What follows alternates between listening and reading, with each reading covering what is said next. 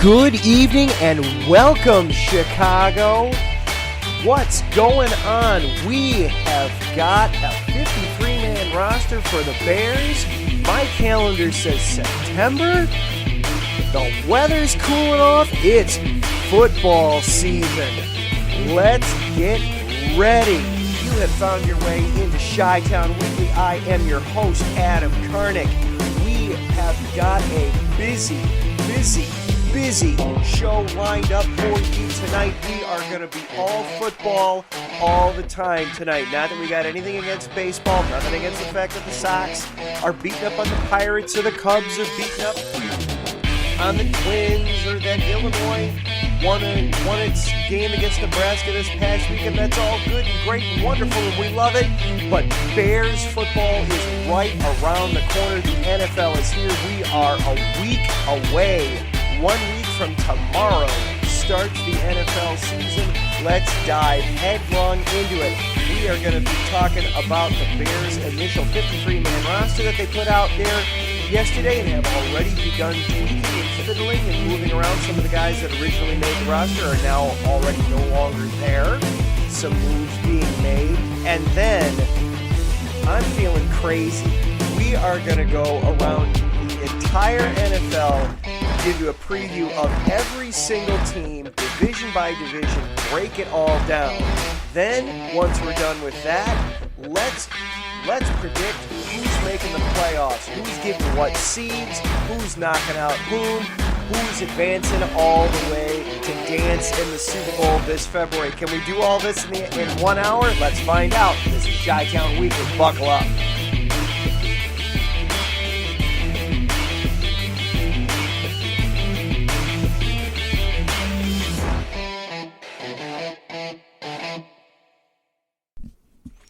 And once again, good evening, everybody. Welcome on in to another episode of Chi-Town Weekly here on IE Sports Radio. I am your host, Adam Karnick. I am excited to be with you guys here tonight.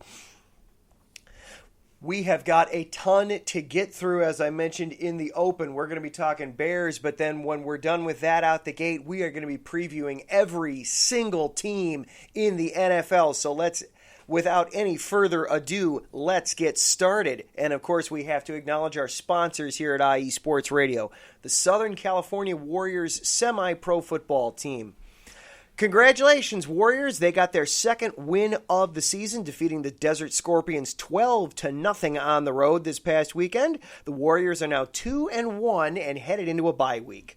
And after 3 weeks in the standings, the Southern California Warriors currently sit third in the 16 conference, a half game back of both the Las Vegas Saints and Riverside Disciples, and a half game in front of the Inland Empire Kings, and then the Moreno Valley Mercury and Desert Scorpions round out the bottom of the league, both seeking their first win.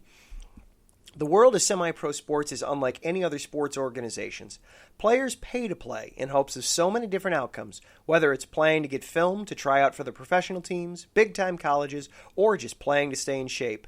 No matter what, all semi-pro players have one thing in common, and that's playing for the love of the game. The SoCal Warriors have been on a quest to earn titles and give players second chances since 2017. Whether you're in Southern California or anywhere in the world, give semi-pro sports a chance if you love your sport. You may get that second chance you've been waiting for as an athlete. Find them on Twitter at SoCal Warriors, Instagram at Southern California_Warriors, Facebook, search Southern California Warriors, and Background Check International. Are you looking to background check a new hire on? Let Kit Freeman take care of that for you. Kit founded and has managed Background Check International since 1994, and he's here to help you with the screening process. Contact Kit and let him help make the hiring process that much easier. This business is used for professional background checks and not for the use of any crimes, such as identity theft or any other illegal activity. Find them on Facebook by searching Background Check International, BCI, or just go to their website, bcint.com. And then, of course, IE Sports Radio. We are available on all of the social media platforms. Just search at IE Sports Radio, whether it's Twitter, Instagram, or Facebook, or just go to our website, iesportsradio.com. And as always, this show is available to you on Twitter as well, at IESRC. Or if you want to follow along with me personally on Twitter, that's at Adam_Karnick. And if you are listening live tonight here on this wonderful Wednesday evening in the Spreaker chat, hop on into the chat room. It is already buzzing tonight. I see good evening Mike and Taryn and Gina, and I believe I saw Steve in there earlier. Yes, indeed I did. Good evening to all of you. We are going to be getting to all of your teams tonight. And yes, Taryn, I think you will enjoy what I have to say about the Chargers a little bit later on. But before we get to the full league preview, I do want to talk about the Bears first of all. So the initial 53-man roster came out, and there were a few surprises. Now, with an extra week before the first game, don't get too attached to especially the bottom of the roster guys. And already today, some moves were made where some guys that initially made the 53-man roster have already been cut. One of the names that was a bit of a surprise was Rodney Adams. Initially made the roster yesterday. He was cut today to help make room as the Bears moved some pieces around. So just because some guys were safe yesterday, that does not automatically mean they will make their way onto the team come September 12th and actually play against the Rams. Also today, Danny Trevathan and Tevin Jenkins were placed on injured reserve. For Jenkins, that's not a surprise at all. I'd be shocked if we see anything from Jenkins at all this season. Danny Trevathan, that is a little bit of a surprise. That means he has to miss at least the first 3 games of the season. So inside linebacker, already the depth there going to get tested for the first close to a month of the season. It's a knee injury that Trevathan's battling a little bit, according to general manager Ryan Pace. So they wanted to put him there. The NFL kept the injured reserve rules from last season, where it's if you put a guy on IR, he's got to sit out 3 weeks, but after 3 weeks he can come back. That's different from in years past, where for many years it was as soon as you were on IR, you were done for the year, and then it was, well, you have to sit out 8 weeks. Now they've shortened it to 3, ostensibly for COVID purposes, but I wouldn't be surprised at all if they keep that rule and you see injured reserve kind of used like the injured list is in Major League Baseball, where, okay, somebody's going to be down for, it's going to be a few weeks. Let's just put them on injured reserve so that we aren't a man down and can get somebody else in here and get them the treatment they need. So I look for that rule to stay in the NFL. 5 tight ends again for the Bears this season. That's a lot of tight ends. I don't expect that it will stay that way come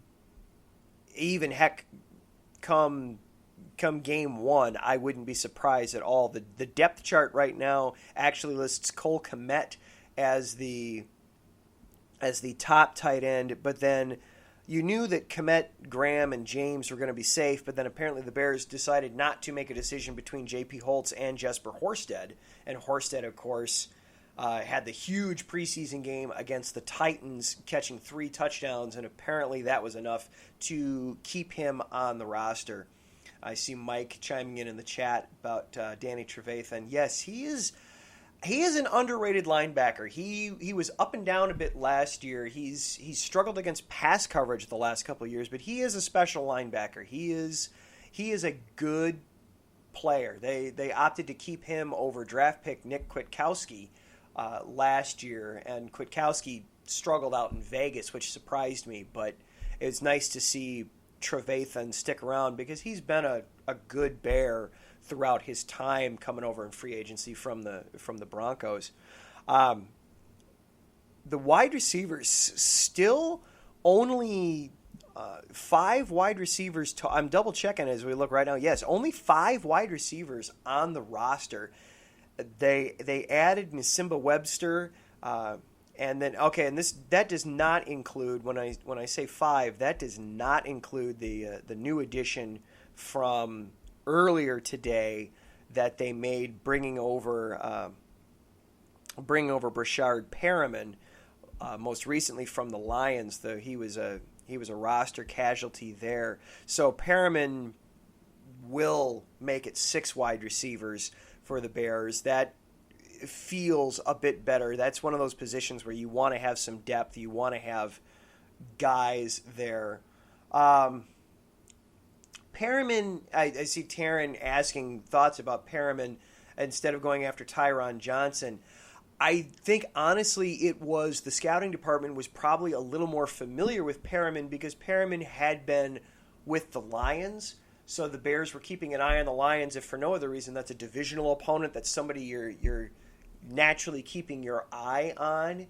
And then to have a player that, this guy might become a roster casualty, we should snatch him up. So I think some of that there with Perriman is just where he was coming from, while Tyron Johnson might be a better potential prospect at wide receiver there at the number 6 spot, at the bottom of the wide receiver depth chart.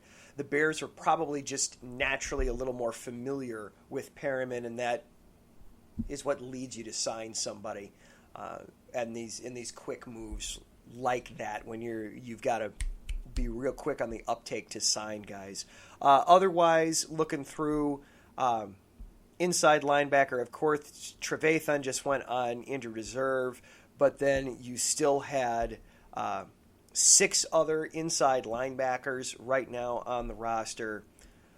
Corner is going to be a weak spot for this team. They've only got 4 corners total on the roster, and then 4 safeties. I think that's going to prove to ultimately be a weak spot for this team. We'll see how it holds up. Right now, you've got Jalen Johnson and Kindle Vildor listed as your 2 starters. That's going to be interesting.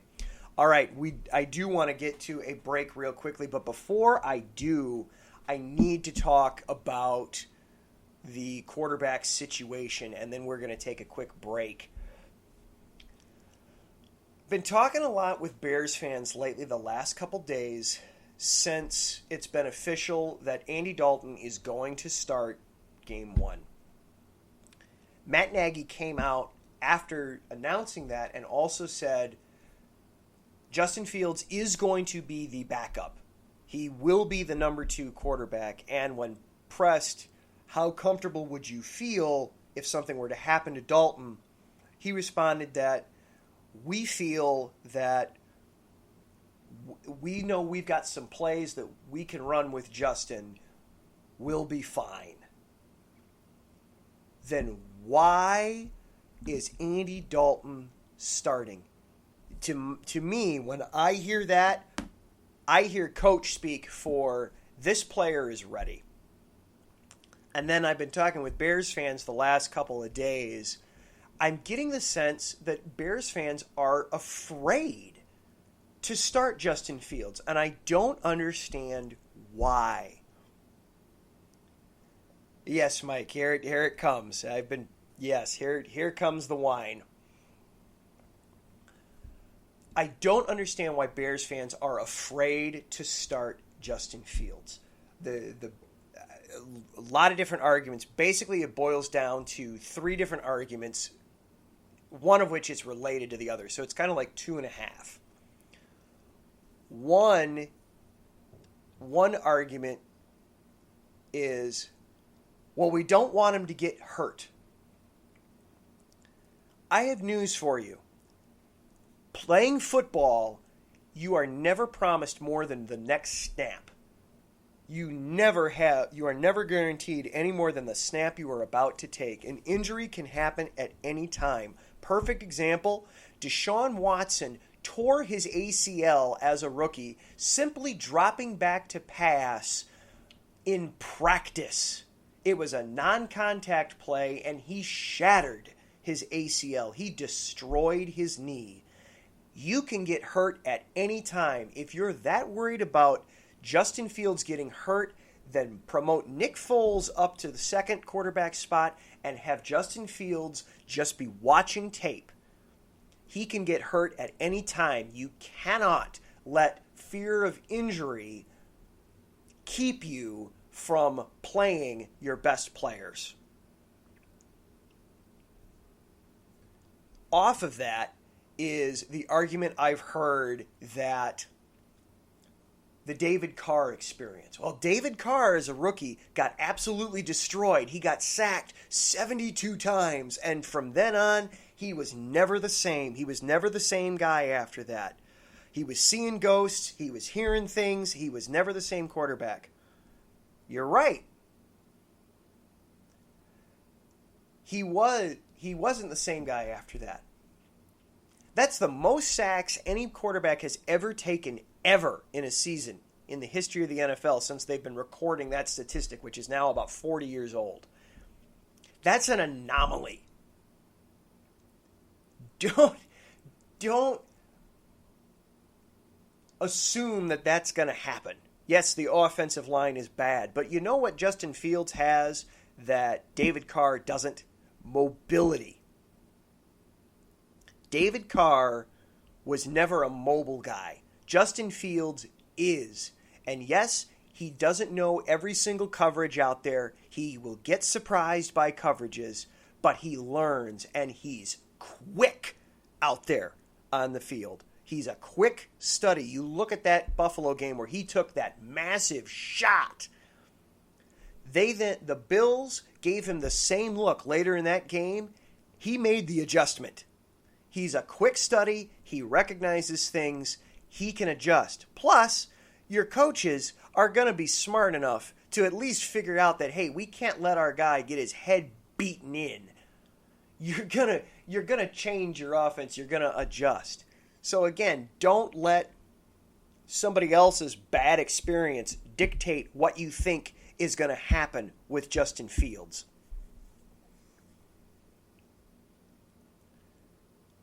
The third argument there is, well, what if he's bad? What if he's no good? What if he's not the guy that we thought he was?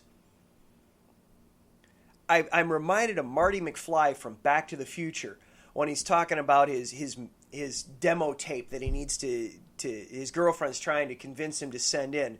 Well, what if I'm no good? What if they say, kid, you got no future? I don't think I could take that kind of rejection. If Justin Fields isn't the guy, we need to know. And we need to know now. Figure it out. Use this season to figure out if he's good or not.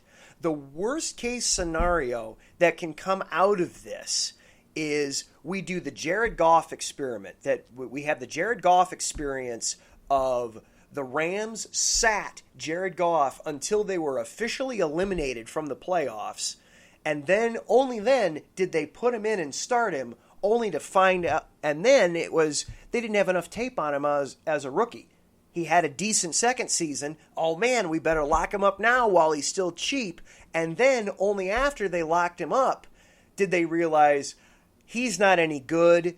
We have to get rid of this guy. And it cost them draft picks to get rid of Jared Goff. You have an entire season here. Use it. Get as much data, get as much tape, get as much film as you can on Justin Fields, and let's see, is he good or not? Don't be afraid of the bad thing. Don't hold back greatness because you're afraid of what might happen to it. Let's find out. I'm loving reading the chat. Mike and Taryn are having all kinds of fun going back on the ways a player could get hurt watching tape in the film room. You can come up with all kinds of fun Final Destination type scenarios there. Man, I'm dropping movie references tonight. What's wrong with me? But Dalton's not the future. Dalton is a journeyman quarterback. I know he's not your typical journeyman. He started all those years at Cincinnati, but when you're on your third team in 3 years, you are a journeyman. I've seen enough mediocre quarterback play as my time as a Bears fan. I don't need to see any more of that. I want to see what we've got with Justin Fields. And I'm not going to be afraid of what bad things might happen to therefore prevent the good things from happening. If you're the Bears, if you're Ryan Pace, if you're Matt Nagy, you want to know at the end of this season, are we closer to having Russell Wilson or are we closer to having Josh Rosen, so that you know how to adjust and move on accordingly. Don't be afraid of this, Bears fans. Get Fields out there.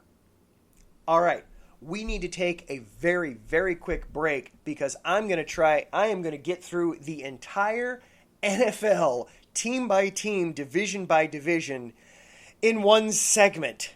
I may be a little crazy. Hold on, buckle up, back right after this.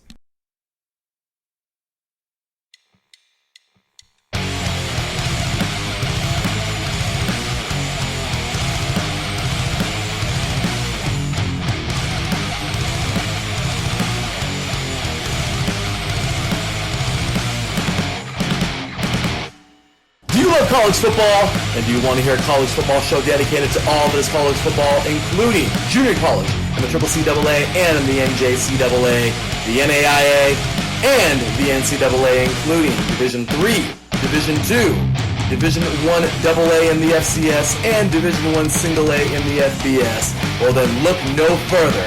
Join myself, Larry B., and my colleagues, Mr. H-Town Blake Henley, and Mr. Christian Espinoza, each week during the college football season for the latest in college football on 3 and Out College Edition, right here on IE Sports Radio, your direct feed for all that is sports.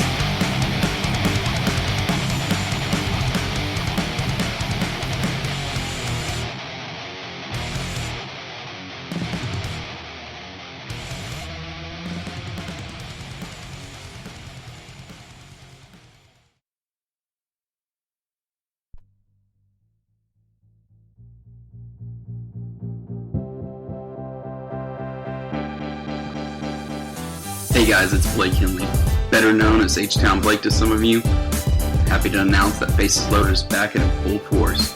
We'll be bringing that high heat every Tuesday night here on IE Sports Radio. So come home, get ready, dig into that batter's box, and see if you can chase that high heat, baby. So we'll be coming to you live with all the stats, all the rundowns, all the division rivalries, and every team that's going to make the playoff push to get to that one and only October and get to the pinnacle of what baseball is, to hoist that Commissioner's Trophy when it's all said and done.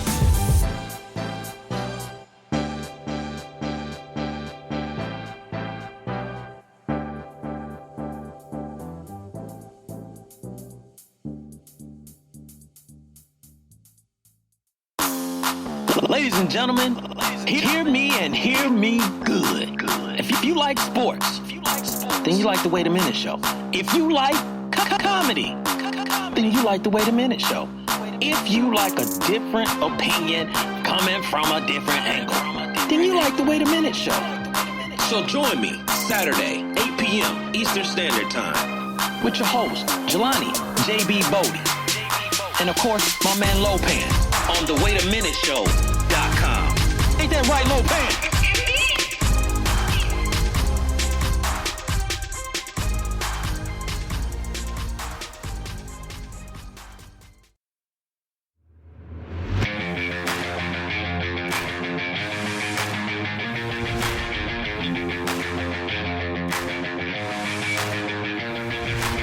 What's happening, sports fans? Are you a fan of Southern California sports? Are you looking for a show hotter than a hot summer day in California? Then look no further than the SoCal Supreme Sports Show, where I talk about all things Southern California sports. That's right, all sports teams from Southern California. From the hard-hitting tackles of the NFL to the killer crossovers and big three-pointers of the NBA and WNBA, to the grand slams of the MLB, to the bone-chilling goals of the NHL, and to the booming kicks of the MLS, the SoCal Supreme Sports Show has it all for you. Oh, and let us not forget about the college sports as well. So join me, Taryn Rodriguez, every week here on IE Sports Radio, your direct feed for all that is sports.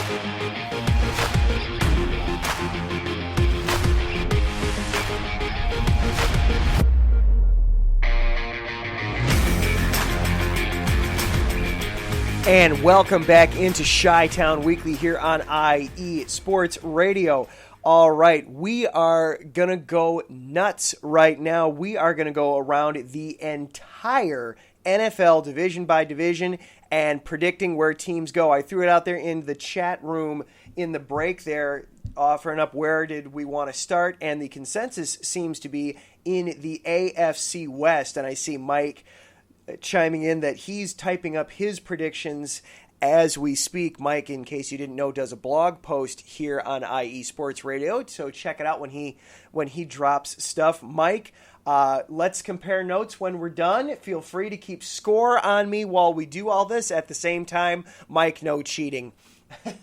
All right, and my wife wanted me to say this last night when I was telling her what I was going to be doing.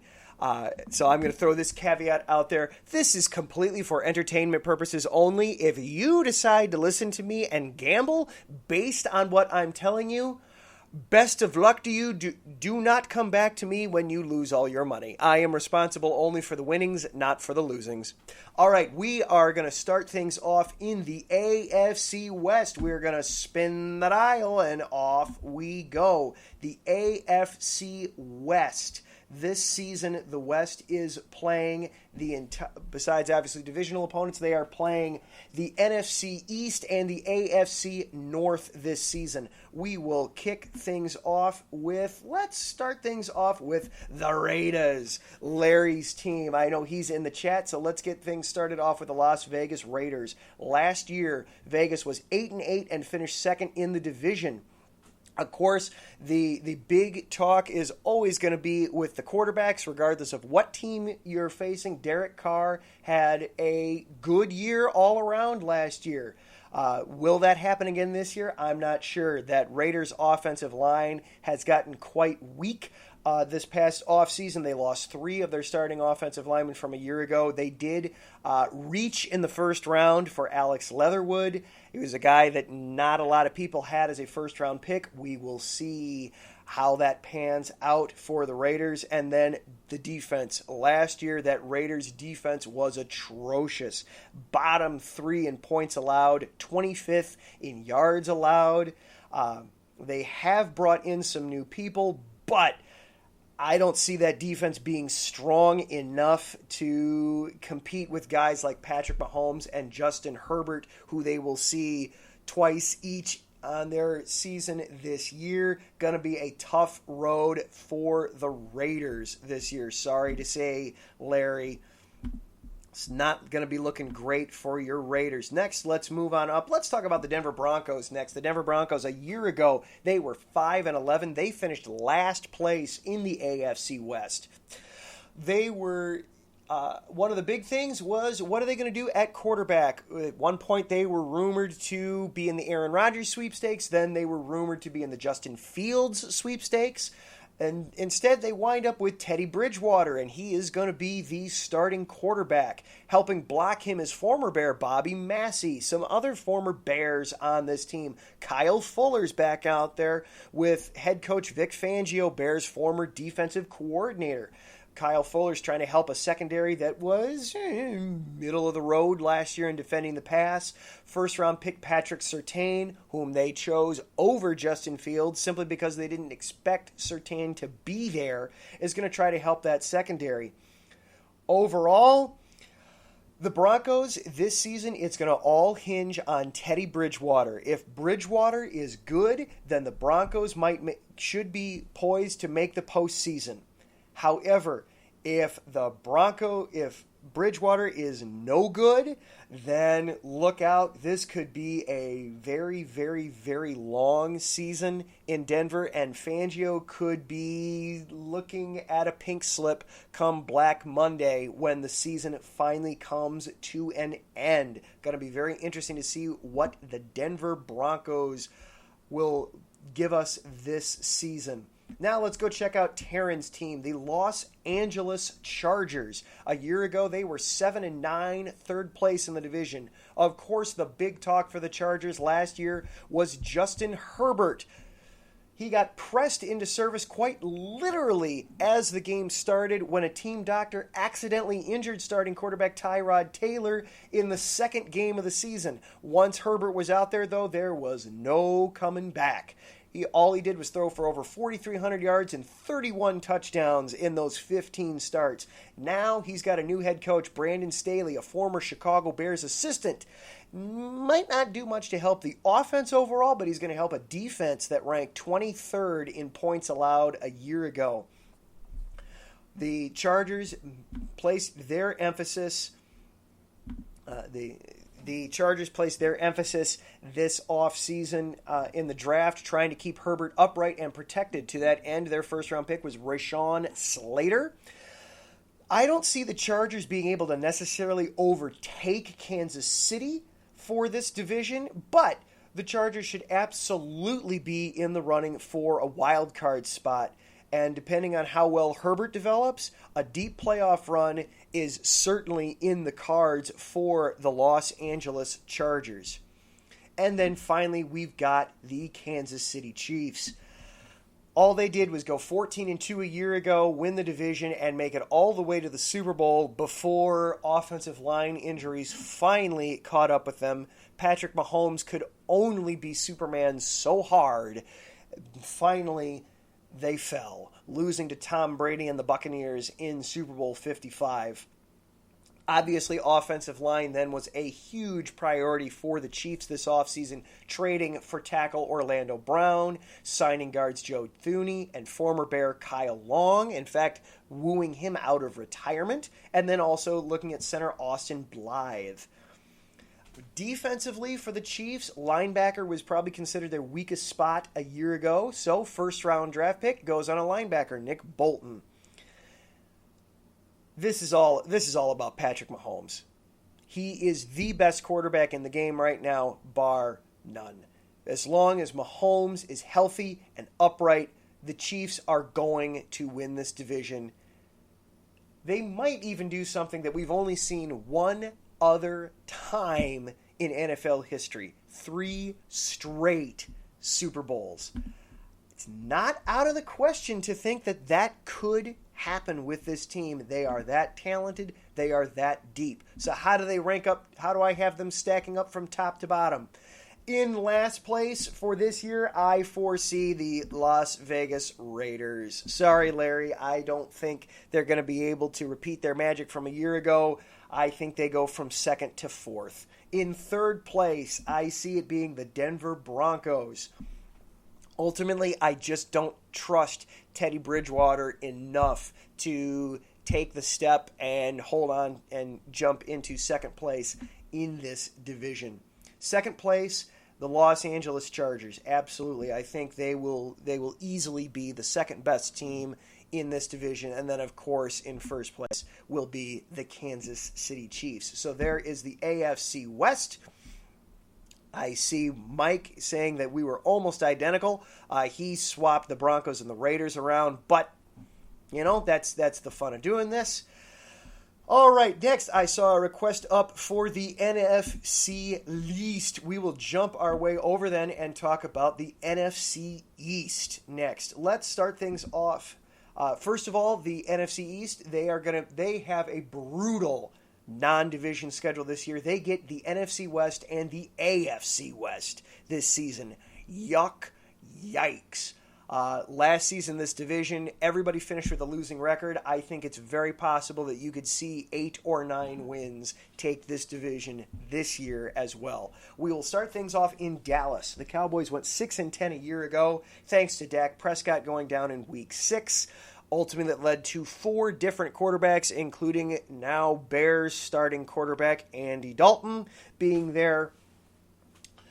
This might be the best wide receiving core in the NFL. CeeDee Lamb, Amari Cooper, Michael Gallup. Oh my goodness sake, you want to talk about a trio. However, then you have to eventually talk about the defense.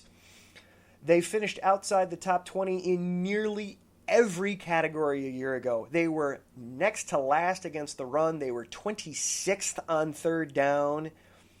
To that end, they tried to fix the defense. 11 defensive acquisitions this offseason, including former Bears defensive tackle Brett Urban and first-round draft pick linebacker Micah Parsons. This offense should be very strong with the return of Dak Prescott, and he should be back for week 1 by all accounts. That wide receiving core, you still have Zeke Elliott, even though he's coming off of his fewest rushing yards a season ago. Having Dak Prescott help will certainly help that. However, they've got holes on the offensive line, and that defense is Swiss cheese. We'll see what happens with the Cowboys. Now, let's do Mike's Washington football team. Washington a year ago, 7-9 overall, won the division, lost to Tampa Bay in the wild card round. Quarterback carousel. Dwayne Haskins was an absolute bust a season ago. Alex Smith, comeback player of the year. Absolutely not an amazing story. Unfortunately, he got hurt. He has since retired. Kyle Allen, also hurt. Finally, they went to a guy named Tyler Heineke to start the wild card game. For a fourth-string quarterback, Heineke looked halfway decent. This year, they've got Fitzmagic himself. Ryan Fitzpatrick comes over to try and stabilize the quarterback position. Defense, this is a stellar defense. Top 5 in all the major categories a year ago. Should be good yet again this season. Chase Young and Montez Sweat make for a scary combination on that defensive line. Then they brought in first-round pick Jamin Davis at linebacker, and also former Bear John Bostic is still there in the linebacking core. Washington, let's be honest, they won the defense a year ago thanks to 2 big things: a good defense and the fact that the rest of the division was total trash a year ago. Is Fitzpatrick going to be enough at quarterback to give them an edge? That's going to be the big question mark for this team. Defense is certainly going to be strong enough to keep them in games this season. And Riverboat Ron Rivera, is one of the best head coaches in the game. Certainly they've got some intangibles there. Next up, let's talk about the Philadelphia Eagles. A year ago, 4-11-1. They were last place in the division. Got a new head coach this year, Nick Sirianni. He replaces Doug Peterson. New starting quarterback, Jalen Hurts. He was a rookie last year. He has been handed the keys to the team this year. He's got a new rookie wide receiver, Devonta Smith, first round pick. Should be a nice target. However, Philly doesn't have much outside of him. Dallas Goedert's decent at tight end. Don't have a whole heck of a lot else there. Philly's defense, okay. They were decent against the pass. Didn't create a whole lot of takeaways a year ago. Not a whole lot to indicate that defense might be any better this year. They do get a boost in Ryan Kerrigan coming over from Washington to now try to help the pass rush. The Eagles were the worst team in the worst division a year ago. I don't see much changing that this season. I think they're going to spend this year just seeing what they have in Jalen Hurts and just trying to stack draft picks and try to move on from there. One more team in the NFC East, the New York Giants. A year ago, they were 6-10. They were second in the NFC East. Of course, the big thing that hurt the Giants was Saquon Barkley tearing his ACL in Week 2 against the Bears, and then the offense went downhill from there. Second-year quarterback Daniel Jones was disappointing to say the least. The team finished 31st in points scored overall. Jones actually got benched towards the end of the year. The defense was actually decent a year ago. 9th in points allowed and 10th in rushing. Those are excellent numbers overall. Just, unfortunately, could not carry the load. The big priority for the Giants this offseason was getting weapons for Daniel Jones. To that end, they added receivers Kenny Golladay, formerly of the Lions, John Ross, and tight end Kyle Rudolph. Now, John Ross, I believe, may have gotten cut or injured here recently. I have to double-check that. Kyle Rudolph also came over from the Vikings. They also drafted Kadarius Toney, another wide receiver in the first round, a speed guy. This is a make-or-break season if you are Daniel Jones and the Giants. Jones has been turnover-prone through his first 2 years in the league. The Giants have added playmakers around him, but they have not done much to improve that offensive line. Jones is a guy that if he gets hit or flushed out of the pocket, he will turn the ball over. Look for that to continue this year. Second-year head coach Joe Judge has definitely got his work cut out for him. Those are the 4 teams in the NFC East. Certainly going to be one of the weakest divisions in the league this year, I believe so again. So where do I see everybody going? Well, we'll start at the bottom. You've got to have Philly down there at fourth in this division.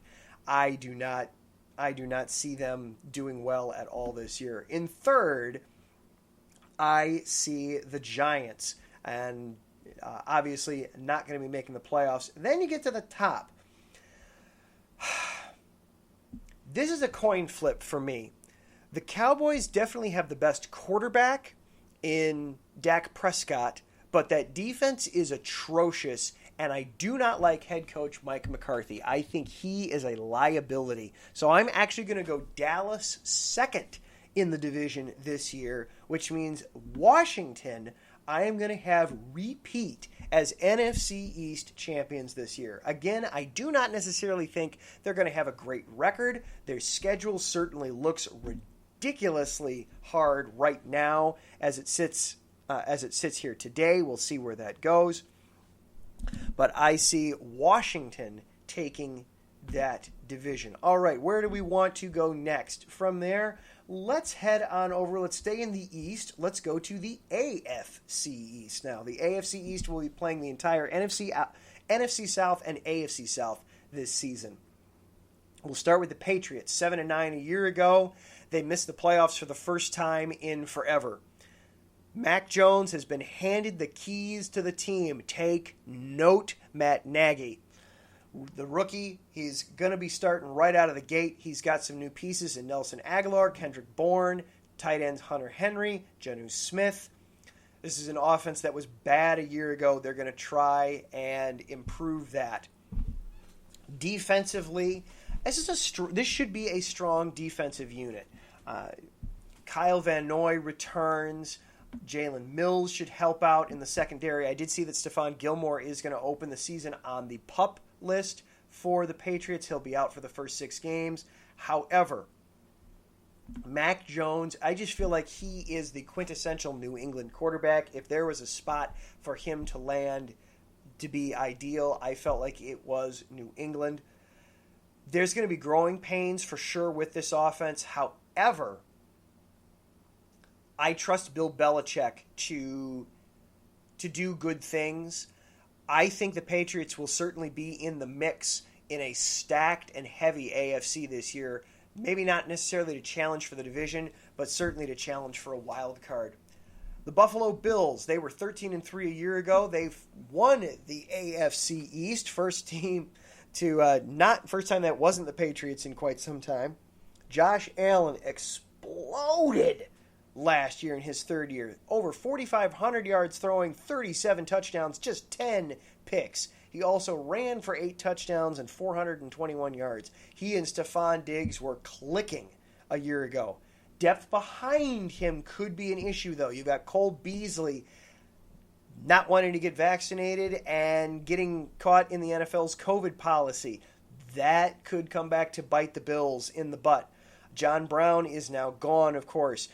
So you're going to be relying on second-year man Gabriel Davis and free agent acquisition Emmanuel Sanders to help give some wide receiver depth. The Bills' pass rush was a problem a year ago. A.J. Klein and former Bear Mario Addison tied with the team lead with just 5 sacks apiece. They went out and drafted Gregory Rousseau in the first round to try and help with that area.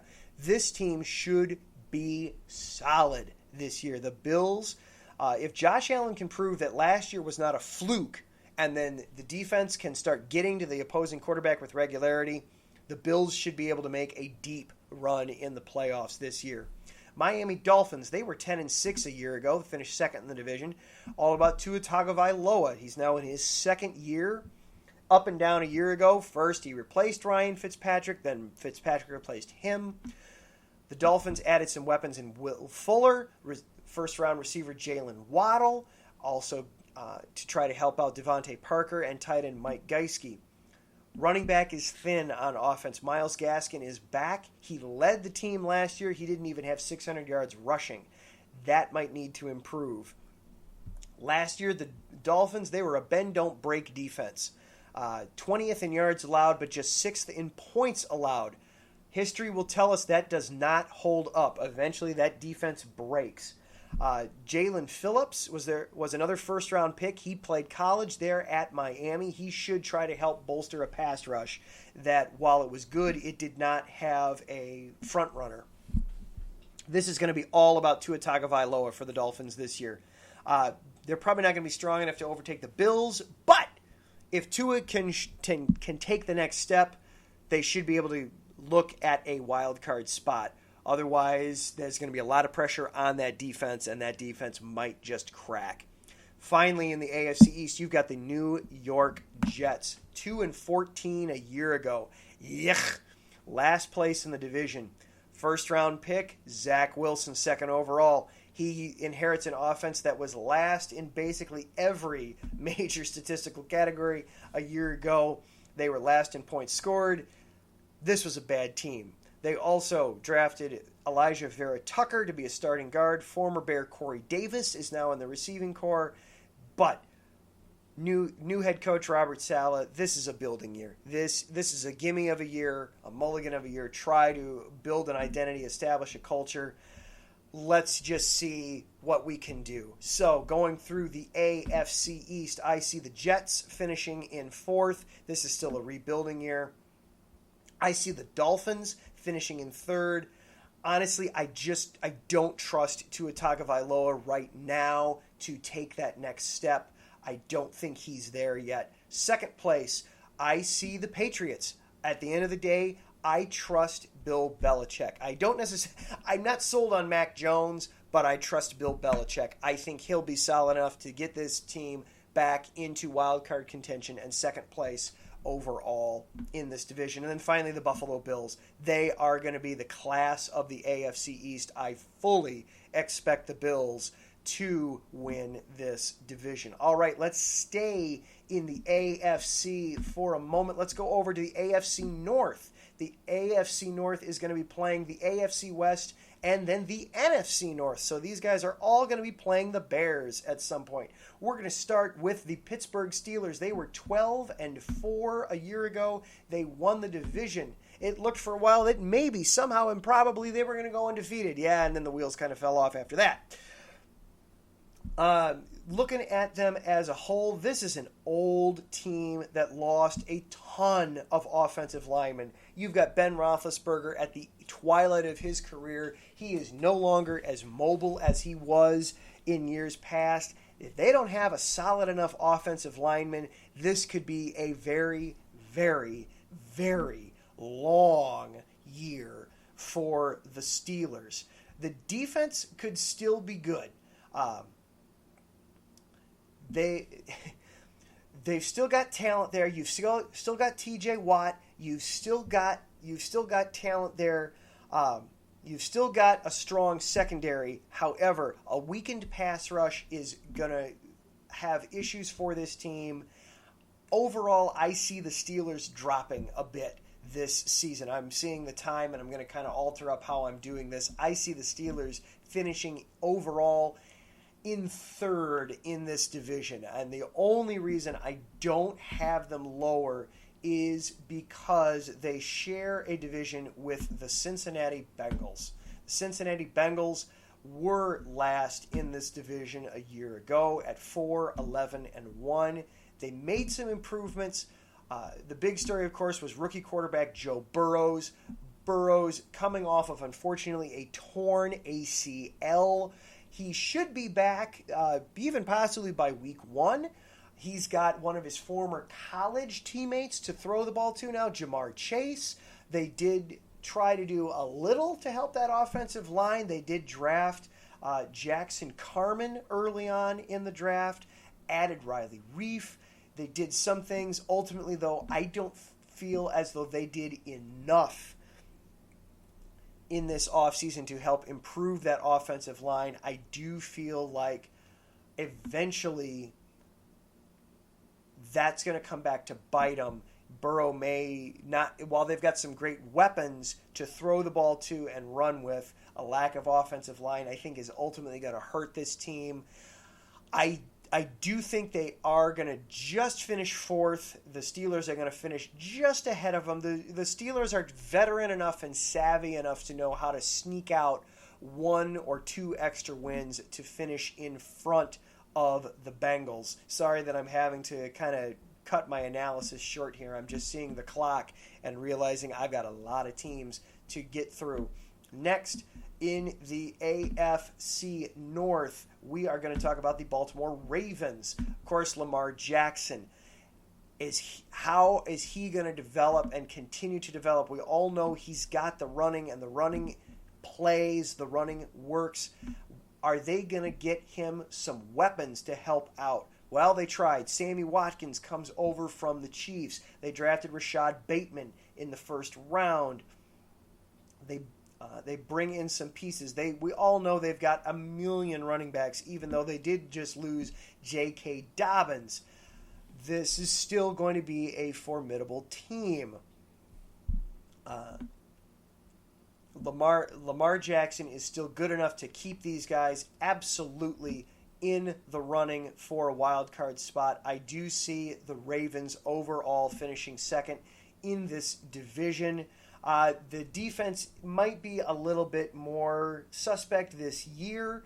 They just, you're starting to have to make decisions on players. You're letting some good guys go. You've got to figure out a pass rush a little bit here with the Ravens. Ultimately, I see the Ravens finishing second, which means the Browns will be finishing first in the AFC North. Baker Mayfield, I like him. I like how balanced the team is. They keep a great balance between running and passing over there in Cleveland, and they've got a strong defense. I like the Browns to finish first overall in the AFC North. I know if Andrew Hagenbaugh is listening to this, he will like that. While he covers all things Ohio, he is a Browns guy, so I know he will be excited to hear me say that I like the Browns to finish first in the AFC North. Then, AFC South. This is going to be a weird division. I see the Texans finishing in 4th. That franchise is just in shambles right now. They were bad, already weak at a lot of positions. Then you lose talented guys like Will Fuller. And you've got the entire situation going on with Deshaun Watson. You don't know what's going on there. First, it seemed like he was trying to burn bridges with the team. Now he's got all his off-field issues and problems. What's going to happen there? So I see the Texans finishing in 4th, which means the Jaguars, a team that won just a single game a year ago and is currently on a 15-game losing streak that I do not know when it will end. They could lose a few right out of the gate and break the Lions' record for most losses in a row. I do think that the Jaguars will finish 3rd in this division. Rookie head coach Urban Meyer, rookie quarterback Trevor Lawrence. Urban Meyer is quickly learning that just because I could get away with doing something at the collegiate level does not mean I can get away with doing that in the professional level. Look at the comments he made earlier this week about how players' vaccination status led a factor into whether or not they got cut from the team, and then the team had to walk that back. So I see the Jaguars doing enough to somehow finish 3rd. I still don't think they're going to be good. In 2nd place for the AFC South, I'm going to take the Colts. Going from Phillip Rivers to Carson Wentz, I feel is a step backwards, and then Wentz can't stay healthy. First, he's got an injured knee. Then he's winds up on the COVID list. All kinds of problems there. Carson Wentz is a good quarterback when healthy. The problem with Carson Wentz is you cannot rely on him to stay healthy throughout an entire season. You just don't know when he's going to go down. It seems to be he's going down in the early part of this season for the Colts. We'll see what that does. I also saw that T.Y. Hilton is going to open the year on injured reserve. They're still having Quentin Nelson suffering from some injuries a little bit, so I do see the Colts ultimately finishing second, which means the Titans will finish first in the AFC South. I like Derrick Henry. I love a smash mouth football team like that. Ryan Tannehill, while he's not a great quarterback, he seems to know just how to do enough there in Tennessee to win some games. That defense was atrocious a year ago. We'll see if it can step up and do some things for them. But for right now, I will take the Titans to win the AFC South. All right, so we're through the entire AFC. We did the NFC East already. Let's do the NFC South next. Starting at the bottom, give me Atlanta in the bottom. Matt Ryan, he's in the twilight of his career. I just don't feel like he's got enough left in the tank. He does have new rookie tight end Kyle Pitts to throw to. The team did trade away Julio Jones to help make way for Calvin Ridley to unquestionably be the number one guy in that wide receiver room. I'm still not sold on the Falcons overall. They were last in this division a year ago at 4-12. I think they finish 4-12. I think they finish in last overall in this division again. Next, the Carolina Panthers are a little interesting. Honestly, my notes have gotten a little jumbled here. I apologize. I honestly can't even remember who their starting quarterback is going to be, but they've got Christian McCaffrey. Christian McCaffrey is a stud. If they can figure out how to be there and build with him and build around him and lean on him, I'm gonna go a surprise here and surprise myself included. Oh, Sam Darnold. Thank you, Mike. Sam Darnold. Yeah, that's a guy you're going to want to lean on Christian McCaffrey a lot when Sam Darnold is your starting quarterback. So that fits. I'm actually going to take the Panthers to sneak in and take second in this division. That's more because I'm not a big fan of the Saints now that Drew Brees is retired. I don't like the quarterback situation there. I am not a Jameis Winston fan. I am definitely not a Taysom Hill fan there for the Saints. The Saints have a solid defense. Sean Payton is a good coach. This was a team that looked like it could make a run a season ago. The defense should still be excellent, but I think the offense is ultimately going to hold them back this season and going to be problems. So I actually see the Saints falling all the way to third this year in the NFC South. And then that means the Tampa Bay Bucks, they are going to win this division. When you bring back your entire roster, usually that leads to problems. It's not always going to work out quite the way you think it should or will.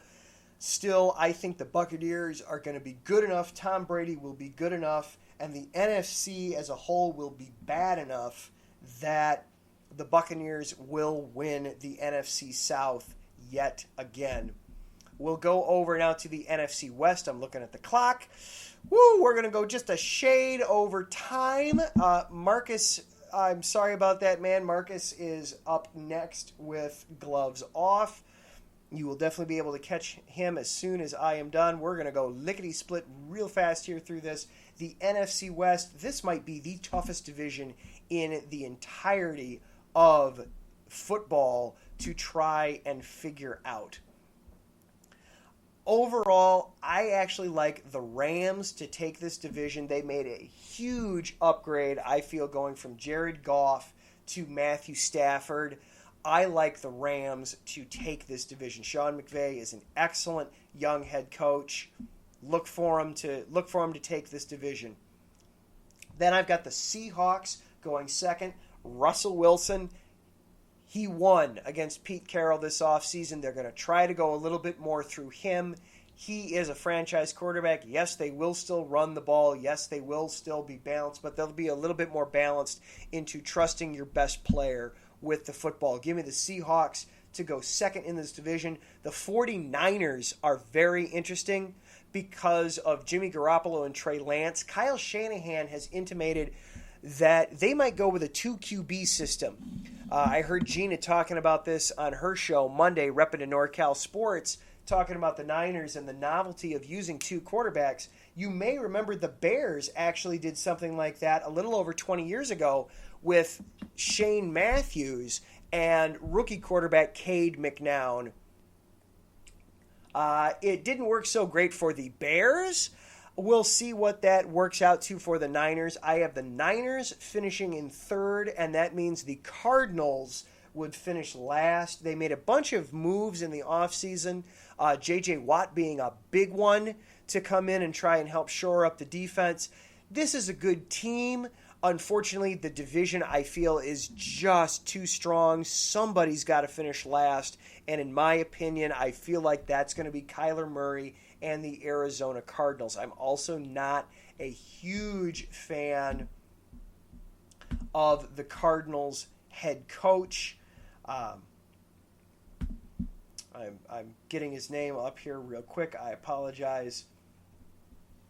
Cliff Kingsbury. I'm not a huge Cliff Kingsbury fan. I see the Cardinals finishing in last place in the NFC West. And that finally leads us to the NFC North. The Lions, they are unofficially taking this entire season off. So, no gloves off. Ha! Okay, then I can exhale a little bit here. So I'm not bumping into Marcus. Thank you, Taryn, for telling me that. All right. So I can exhale here for just a minute. The Lions are unofficially taking this season off. They don't have much. You went from Stafford to Goff. You lost your top wide receivers from last year. Your defenses are not solid. You don't really have any strengths in there. The Lions are obviously going to finish fourth in this division. Third, I've hemmed and hawed. I'm actually going to go with the Bears third. Reason being, the Bears' offensive line is so weak, and they are going to be stubborn and go with Andy Dalton, who is only going to exacerbate the problem of the weak offensive line. Yes, he might be able to recognize where the pressure is coming from, but he's not going to be able to do anything about it. And also the Bears' secondary is weak. So I've got the Bears finishing third. The Vikings will go second for me in this division. I'm not a huge Viking. I'm not a huge Vikings fan.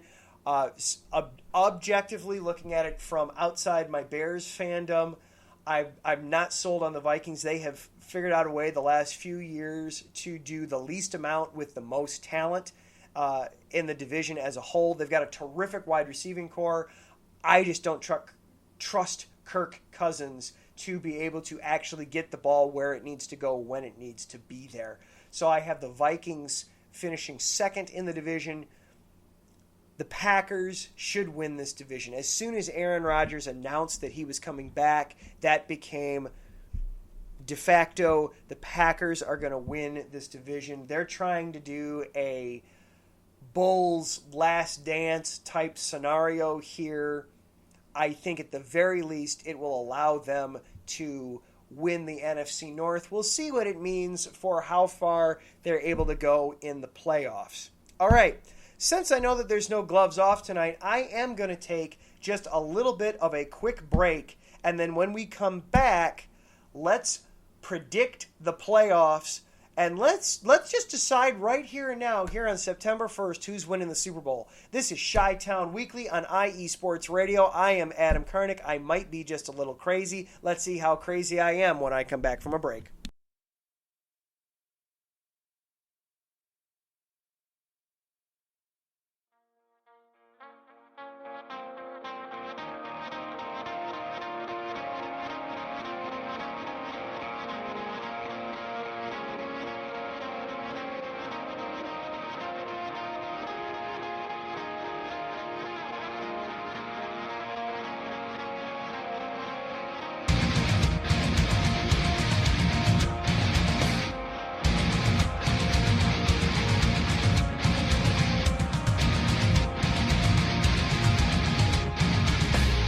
Hey sports fans, do you like wine?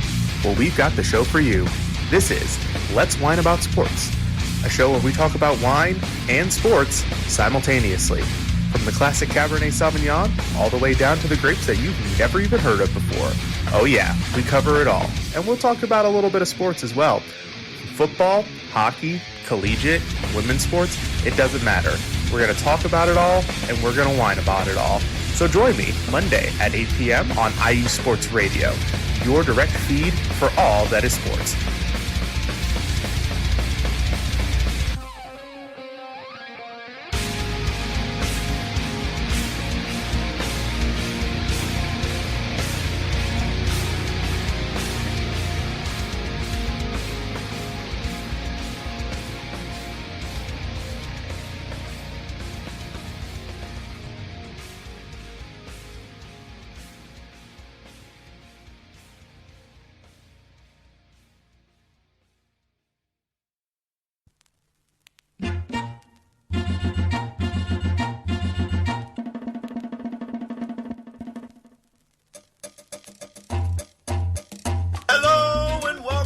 To the Soccer Scoreboard Show with your host, Gabriel Montoya. This is the show for soccer, football fans, or whatever you call the beautiful game. Every week, I tackle the latest and greatest news from around the soccer world. From the English Premier League, to the World Cup, to MLS, Liga MX, and more. You can listen to the Soccer Scoreboard Show and our lineup of fantastic guests every Friday at noon here on IE Sports Radio, your direct feed for all that is sports.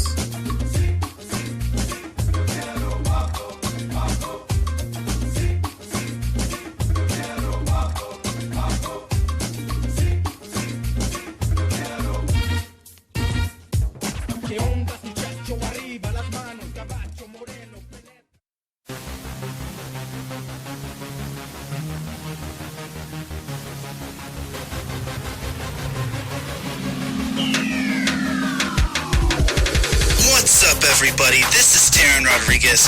Are you a fan of volleyball? Are you a fan of Thunderous Spikes?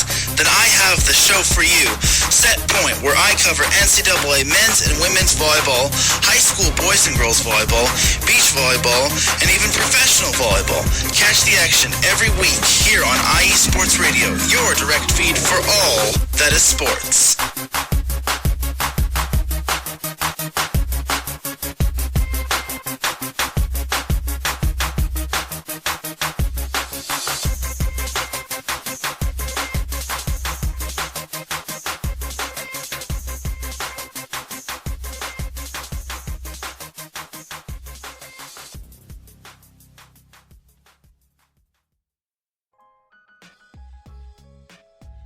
Hey, what's up, sports fans? You're looking for a different type of sports talk show, something you haven't heard before? You gotta check out the BS3 Sports Show every other Saturday on 2 Live Stews Radio, 1 p.m. Central Time, 2 p.m. Eastern. Sports talk at its finest. Always have great guests, playing some good hip-hop. You don't want to miss it. Make sure to tune in to the BS3 Sports Show every other Saturday at 1 p.m. Central Time, 2 p.m. Eastern. And welcome back into Chi-Town Weekly here on IE Sports Radio, your direct feed for all that is sports. All right, so we just went through the entire NFL, division by division, team by team, in what? A half hour? I think I really am nuts. No wonder I needed to go get a glass of water to drink. Huh. All right. So once again, before we do this last segment, all right, this is where everybody, by the way, is definitely going to be wanting to keep score. Because in this segment, last segment, we talked about where the teams are going to finish in the divisions.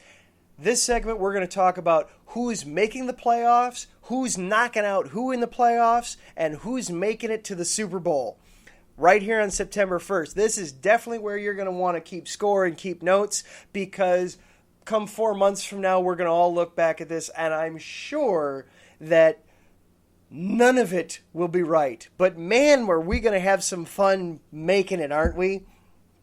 Once again, this is purely for entertainment purposes. If you feel so inclined to place a bet based off of what you're hearing from me, you are doing so at your own will, at your own risk. Do not come to me crying if you lose.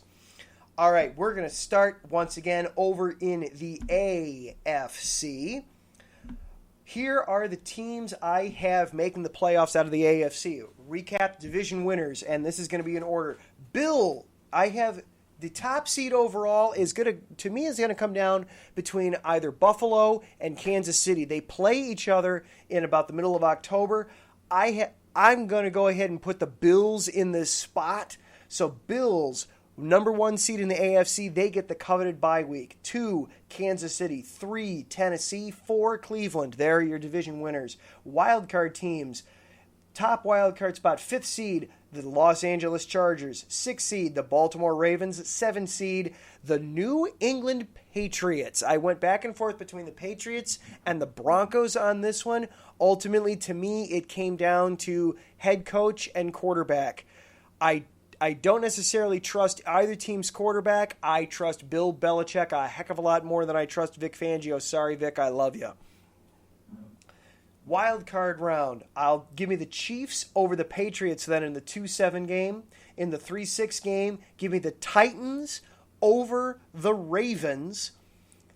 And then finally in the 4-5 game, give me the Chargers to go into Cleveland and upset the Browns. Taryn, you ought to love that. Andrew, we'll have a conversation later. Then in the divisional round, this is where the lightning bolt season ends, Taryn. The Buffalo Bills over the Los Angeles Chargers, and the Kansas City Chiefs over the Tennessee Titans. Finally, in the AFC title game, it'll be a rematch of a year ago, only this time it'll be in Buffalo, and I just cannot see that crowd in that building with that game on the line being denied. Give me the Buffalo Bills to beat the Kansas City Chiefs. The dream for 3 straight Super Bowls dies just in front of the finish line for the Kansas City Chiefs. Give me the Buffalo Bills to upset the Kansas City Chiefs in the AFC Championship game. Over in the NFC, give me the Rams to have the number 1 overall seed in the NFC, winning the NFC West. I'll take the Packers as the 2 seed, the Buccaneers as the 3, and then the Washington football team as the 4. They were the division winners. Wild cards, 5th seed, going to be the Seattle Seahawks. 6th seed, the San Francisco 49ers. The 7th seed, again, I went back and forth a little bit here. I'm going to go with the Minnesota Vikings actually getting in. The NFC is weak. I could easily see Minnesota getting in with a record of 8-9 as the 7 seed. I don't like the NFC overall as a conference. In the wild card round, Packers over the Vikings. The Packers over the Vikings in the 2-7 matchup. Absolutely. Buccaneers, I'll take them over the 49ers in the 3-6 game. Sorry, Gina. I know that will frustrate you. We'll talk later. And then in the 4-5 matchup, give me the Seahawks over the Washington football team. Sorry, Mike, but I think you'd probably agree with me. Then in the divisional round, I will take the Rams over the Seahawks in what should be an outstanding divisional matchup. Give me the Rams over the Seahawks, and then also give me the Packers over the Bucks. Aaron Rodgers is going to be playing like a man possessed in that game. He will not want to be denied by Tom Brady yet again at Lambeau Field. Give me the Packers in that one. And then in the NFC Championship game, I'll take the Rams to beat the Packers. No, Steve, I'm not saying that because I'm a Bears fan. Steve handles our Wisconsin show for us. I just feel that the Rams are going to be the stronger team top to bottom, and the magical mystery run of the Green Bay Packers will end one spot short of the finish line. So, Super Bowl 56 this coming February will feature the Buffalo Bills and the Los Angeles Rams. Give me the Bills. I like Buffalo to take that matchup and overall win the Super Bowl, their first championship ever, 5th appearance in the Super Bowl. Give me the Bills to win that game. Whew! That was a lot to go through in a short amount of time. I'm sure we're going to come back and look at this list come January, and there will be a lot of errors on it. And you know what? I will happily be the first one to point them out. If I can't laugh at myself, I can't get through the day. So, thank you so much to go through from this show tonight. Thank you to our sponsors, the Southern California Warriors and Background Check International, for continuing to sponsor us here at IE Sports Radio. Thank you to Larry for all the hard work you do here at IE Sports, keeping everything afloat, keeping everything moving, keeping everything going here. Thank you to everybody in the chat room tonight, to Mike, and Taryn, and Gina, and Larry, and Steve was in there. You guys were excellent keeping me going tonight. Finally, thank you, the listener, tonight for hanging out with me and having some fun.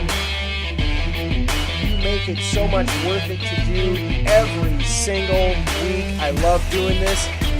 Next week, we are going to be talking Bears-Rams. We're going to be previewing this thing. We'll also talk about Northwestern starting off the season on Friday night against this coming in a couple of nights against Sparty. We'll recap that game. We'll look at what's been going on in the baseball world.